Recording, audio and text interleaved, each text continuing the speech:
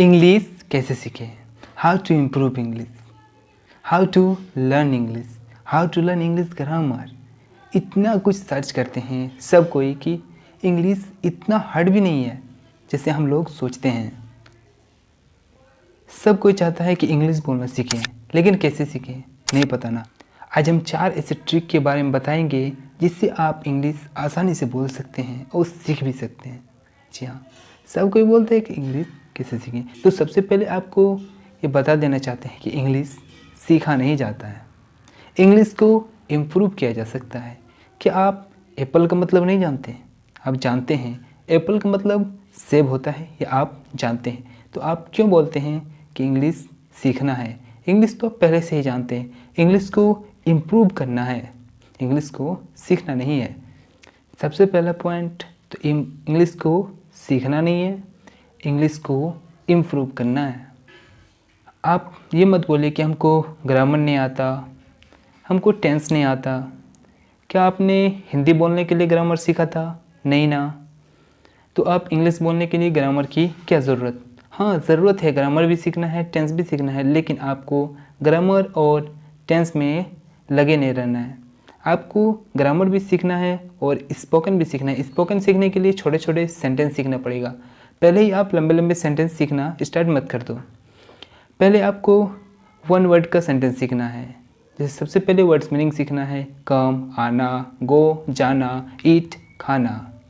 उसके बाद आपको 2 वर्ड का सेंटेंस सीखना है। उसके बाद 3 वर्ड का सेंटेंस सीखना है, 2 जैसे come here, go there, take this. उसके बाद आपको 3 वर्ड्स का सेंटेंस सीखना है, 4 उसके बाद आप लंबे लंबे सेंटेंस सीखेंगे। एक ही बार में लंबे लंबे सेंटेंस ट्रांसलेट करेंगे तो आप इंग्लिश नहीं सीख पाएंगे। तो पहला पॉइंट तो क्लियर कर दिए कि इंग्लिश को सीखा नहीं जाता, इंग्लिश को इम्प्रूव किया जा सकता है। अब देखेंगे दूसरे पॉइंट के बारे में। दूसरा पॉइंट ये है कि हम जब इंग्लिश सीखते हैं तो उसका वोकेबुलरी याद करते हैं, यानी कि वर्ड मीनिंग याद करते हैं। तो वर्ड मीनिंग कैसे याद करते हैं? पहले इंग्लिश करते हैं, उसके बाद उसका मीनिंग जानते हैं हिंदी। क्या हम इंग्लिश बोलते हैं? नहीं ना, हम तो हिंदी बोलते हैं। तो अब फिर इंग्लिश वर्ड मीनिंग क्यों याद करते हैं? English to Hindi, Hindi to English क्यों नहीं करते हैं? अगर हम सोचते तो भी है हिंदी में, बोलते भी है हिंदी में, तो इंग्लिश में वर्ड मीनिंग याद कीजिएगा। तो फिर जब आप बोलना चाहेगा तो आपको मान के चलो मुझे वो सोचना है। सोचना का इंग्लिश क्या होता है? थिंक होता है। तो थिंक, जब हम सोचना का इंग्लिश क्या होता है ऐसे याद करें कि सोचना का इंग्लिश क्या होता है? थिंक होता है, तब हमको याद आएगा थिंक। थिंक मतलब सोचना, थिंक मतलब सोचना, ऐसे याद करेंगे। अब जब इंग्लिश बोलेगा तो आपको ये याद नहीं आएगा। तो ये आज से English to Hindi word meaning याद नहीं करना है, Hindi to English word meaning याद करना है। अब बात करेंगे तीसरे पॉइंट के बारे में, ग्रामर, टेंस। इस सब को रटना नहीं है। तो क्या करना है? रटना नहीं है, इन सब को ट्रिक लगा सकते हैं और ट्रिक्स याद कर सकते हैं। जैसे ग्रामर में कैन, कैन का मतलब क्या होता है? सकना होता है। इसको हम सकना यानी सकता में या सकता, इंग्लिश क्या होता है? कैन। तो हम इसको कैसे याद करें? ट्रिक से। तो इसका ट्रिक है, जैसे हम किसी भी चीज़ को कैन से बता सकते हैं। तो कैन का मतलब क्या हो गया? सकना। किसी भी चीज़ को कैन से बता सकते हैं। किससे बता सकते हैं? Can say. तो इसका मतलब क्या हो गया कि हम कैन भी जान लिए और इसका मीनिंग क्या होता है वह भी जान लिए।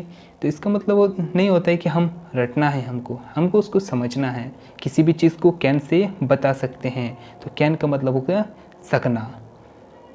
अब उसके बाद में बात करेंगे 4th नंबर यानी 4th पॉइंट के बारे में।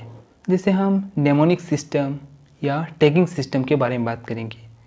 जैसे कि किसी भी चीज़ को याद करना है तो उसको नेमोनिक या टैगिंग सिस्टम से याद करेंगे तो बहुत ही जल्दी याद होगा। एक नेमोनिक और टैगिंग सिस्टम क्या होता है तो ये भी बताने वाले हैं। तो देखिए, एब्रोगेंट, एब्रोगेंट का मतलब क्या होता है? एब्रोगेंट का मतलब होता है निरस्त करना। तो इसको हम अगर टैगिंग सिस्टम या नेमोनिक सिस्टम से याद करें तो कैसे याद करें? तो देखिए, अबो एग्ज़ाम देने जा रहा था, अबो एग्ज़ाम देने जा रहा था, लेट होने के कारण उसको गेट पर रोक दिया, तो अबो का एग्ज़ाम निरस्त हो गया। तो अबरो को कहाँ रोका? गेट पर रोका। अबरो को गेट पर रोका, तो अबरो गेट। क्या हो गया गेट पर रोकने से? उसका एग्ज़ाम निरस्त हो गया। तो अब्रोगेट का मतलब होता है निरस्त होना। तो ये बहुत ही आसानी से याद हो जाएगा। अगर वीडियो में कुछ सीखने को मिला है तो वीडियो को लाइक कर दें। इस वीडियो को इतना शेयर करें कि सबके पास ये ट्रिक जाना चाहिए। और चैनल पर नहीं है तो चैनल को सब्सक्राइब करके बेल आइकन को प्रेस कर दें, ताकि ऐसे ही मज़ेदार ट्रिक आप सीखते रहें और आपको इंग्लिश सीखने में आसानी हो। All the best, thanks for watching.